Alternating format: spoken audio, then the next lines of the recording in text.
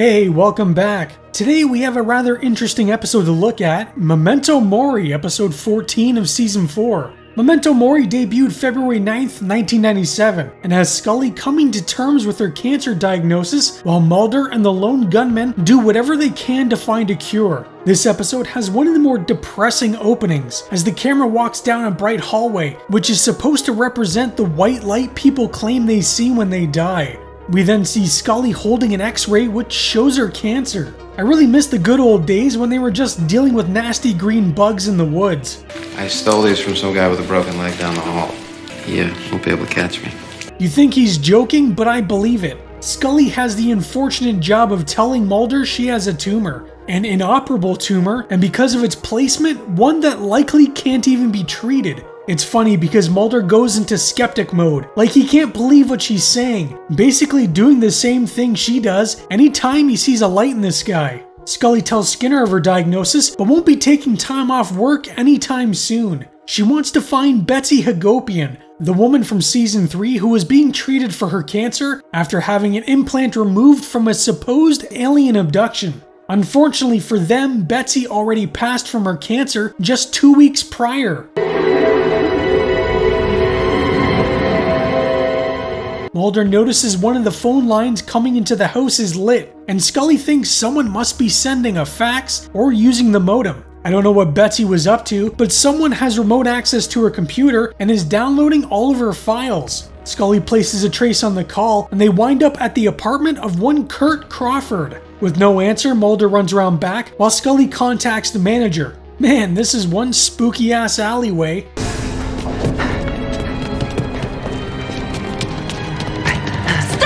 Kurt tries running, but he's no Samuel. Mulder turns and notices Scully bleeding from her nose, and he's obviously very concerned. She just tells him to quit staring, but you can hear it in her voice that even though she's trying to act strong, she's terrified. Kurt Crawford ran because he was fearful for his life. He's a part of MUFON, just as Betsy was, and he was downloading all of her files for safekeeping. Kurt believes the government is trying to suppress the information found within them.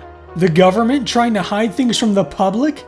What a fantasy world the X-Files has created. How did they die? Brain cancer.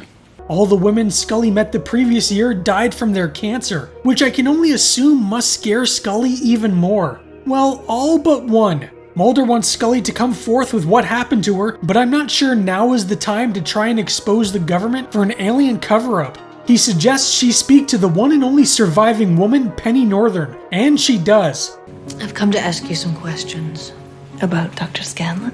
No, who's Dr. Scanlon? Penny mentions a Dr. Scanlon that is treating her and that treated Betsy. And seeing as how this is the world of the X-Files, I'd be putting him at number 1 on my list to investigate. Scully calls Mulder as he and Kurt are going through Betsy's files, trying on some of her clothes, and making some long-distance calls. Mulder discovers that all the women were treated for infertility at a clinic nearby and thinks there could be a connection. But none of that matters right now, because Scully asks him to bring up her overnight bag to the hospital, along with contacting her mother and asking her to bring some things up as well. It's pretty heartbreaking, because you can sense the shift in his tone, and even his voice cracks somewhat when he tells her he'll be right there. I will be right there.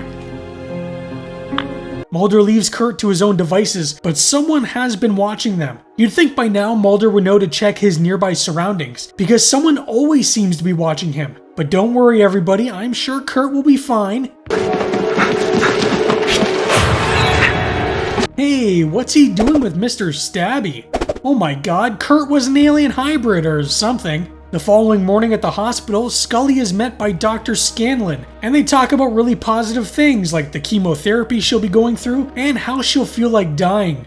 Wait, that's not positive at all. Scully's mother comes in and she's pretty upset. She wants to know why Scully didn't tell her immediately when she found out. But Scully wanted to make sure it was what it was before she told anyone. It's understandable how her mother is feeling because she already lost one daughter. I'm not sure she's prepared to lose another. You have always been the strong one. But you are my only daughter now.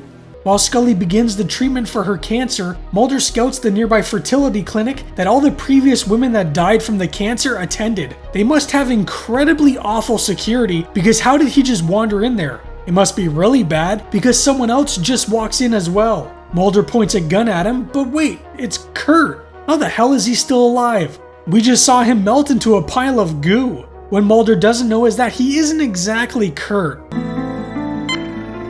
We're in. The men find their way into the clinic's computer system. Meanwhile, Scully is having terrible nightmares of her abduction. Luckily, Penny is there to comfort her because the chemo is starting to kick her ass.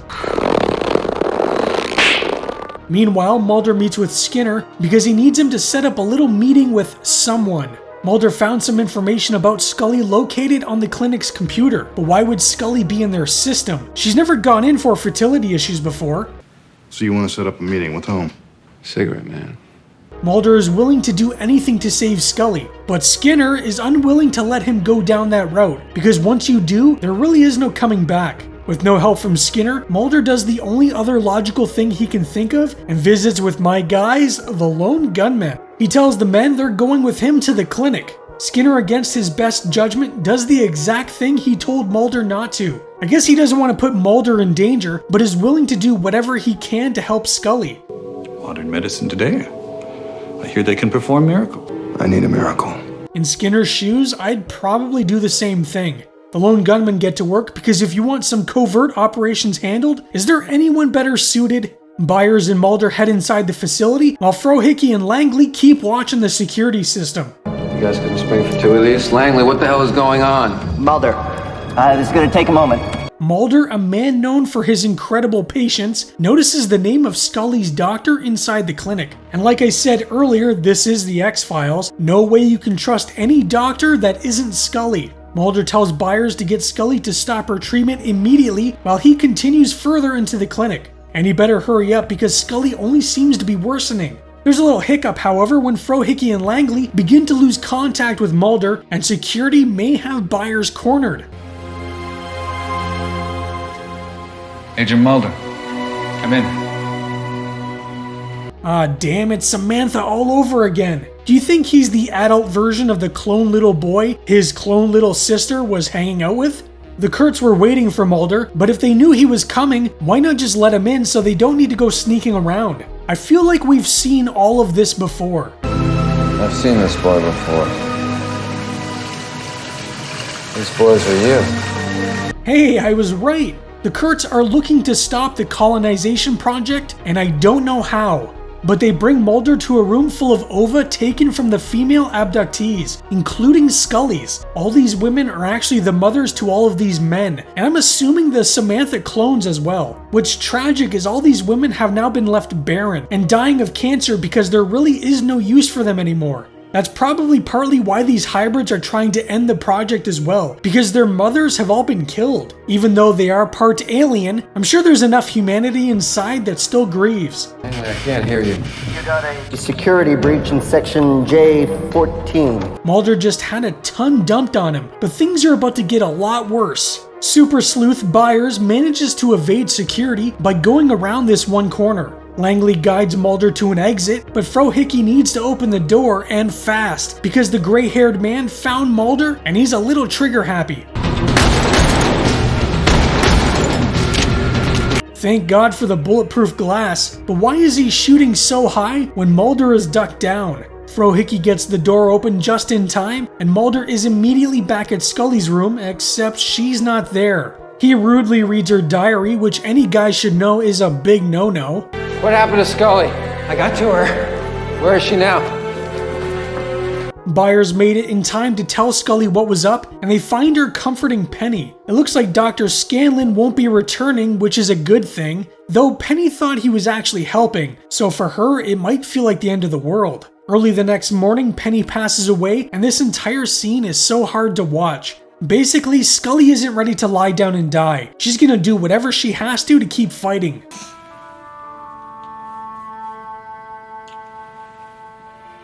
This whole scene is a very nice moment between two people who care for one another, but don't necessarily have to be romantically involved. However, there is a cut scene where they kiss on the lips, and I'm kinda glad it was cut, because it would have been kind of weird. Scully's already dealing with a ton, but to add in another whole different mix of emotions by having Mulder kiss her on the lips, I think would have been a little too much. A kiss on the forehead is still intimate and lets her know he cares, but it removes the romantic element that I think a kiss on the lips can represent. Anyways, Mulder calls up Skinner to inform him Scully is doing a little better and will be coming back to work. He also thanks Skinner for convincing him to go another route, not realizing that Skinner has basically made a deal with the devil. Yes, I believe there is. If you're willing to pay the price. Memento Mori is a really great episode. I think oftentimes the mythology episodes can be a little confusing, but I think this one nails everything perfectly. Gillian's performance in particular is really great, and the producers seem to think so as well, because this was the episode they submitted to the Emmys, and the episode that gave Gillian her win for Best Actress. There's a lot going on in this one, a lot of emotion with Scully dealing with the possibility of dying. I also enjoy seeing Mulder on a mission, doing whatever he has to find a cure or find who's responsible for what happened to her. And if there's one thing I hate seeing is Scully cry. Anytime she cries, I die a little on the inside. The decision to give Scully cancer began in the early stages of season 4. It all started with an idea of having Scully's mother be diagnosed with cancer, but that was changed to Scully herself as it felt like a natural progression of the story that they had been building since season 3. Not everyone was happy with this decision though. Many on the writing team felt the whole cancer thing was a cheap gimmick, something you'd find on daytime television. But Frank Spotnitz felt it was something they had to do because of how they set it up with the women in season 3. All the women that Scully had met either had or were going to have cancer, so it only made sense for Scully to follow suit. The producers weren't really sure how they were going to resolve it, but that shouldn't be a surprise to anyone. It is the X-Files, they rarely plan anything. The cancer storyline almost didn't happen at all. The producers were actually waiting on a script that was being written by Darren Morgan. He agreed to come back on and write an episode for season 4, but for one reason or another, contacted them and told them he wouldn't have a script ready in time. So it basically became a mad dash to pull something together. They were still in the midst of writing Leonard Betts, so this is when the decision was finally made to give Scully cancer. With such a short time to write the episode though, it basically became all hands on deck.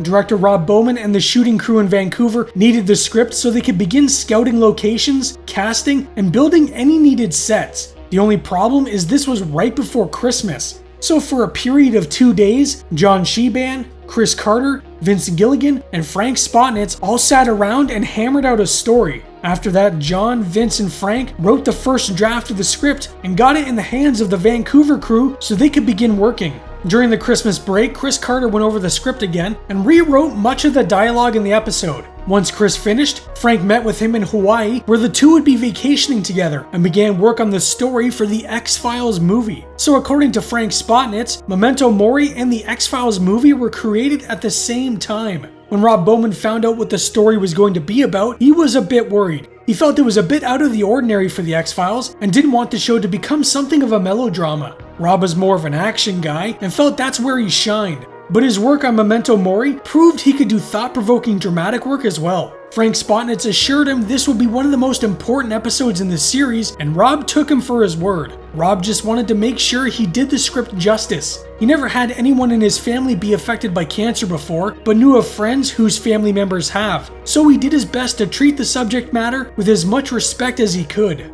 One thing he hated doing was bedside scenes. Rob tries cutting them from any episode he works on because he always feels like they're just there to get some unearned emotional reaction. Both Gillian and David were really happy with what the script would be offering. Gillian was excited because it would be giving her something different to work with. David felt this would open up a new dynamic to Mulder and Scully's relationship, but didn't want Mulder to be the hero of everything. Mulder can't be the guy that swoops in and does the saving, or always does the right thing, because that would be boring. So he made sure the writers write Mulder to be unsympathetic at times and a little argumentative with her. His reasoning was this is how real people act. They're not perfect, especially in these kinds of situations. Like when Scully reveals her cancer to him, and all he can think about is she's wrong and it must be something else. I don't accept that. There must be some people who have received treatment for this. Memento Mori also gave them an opportunity to give the lone gunmen something else to do as well. In previous episodes, they were basically just there to dump exposition and explain to the viewer what was happening. But now they were being taken out into the field and allowed to pull off some Mission Impossible-esque style heroics. Something that would sort of define the characters moving forward, especially when they got their own show. Full body cavity search. Memento Mori's first cut was way too long. In the original cut, there's a scene where the audience is introduced to Scully's brother Bill in what was supposed to be an emotional scene. However, the entire scene was removed. It would feature Scully having a dream of her father's visit in one breath, and then cutting to her brother Bill standing there. He tells Scully her brother Charles wishes he was there and will call her later, and then goes on to basically blame her for Melissa's death and her own cancer diagnosis because she joined the FBI. Bill was always an asshole, but this is some next level shit. Memento Mori is an excellent mythology episode that is very emotional. It currently sits at 8.4 on IMDb, and I'm leaning somewhere in the 8 to maybe even 9 range, but I'm always undecided. Next up, we have a very different episode as Mulder and Scully investigate the murders of a Jewish man and the men who murdered him, which may have been done by a legendary Jewish folklore in the episode Kaddish. So what do you think of Memento Mori? Let me know down in the comments. Anyways, that's all for today. Hopefully I'll see you next time, and stay spooky. The proof of Agent Scully's abduction could be inside her own body. I have cancer. There is 0 chance of survival. And Mulder must uncover the conspiracy He knows what they did to Agent Scully. before the truth is buried forever. Get me out of here now! The X-Files, Sunday at 9, 8 Central on Fox. A growth? A tumor. It's not a tumor.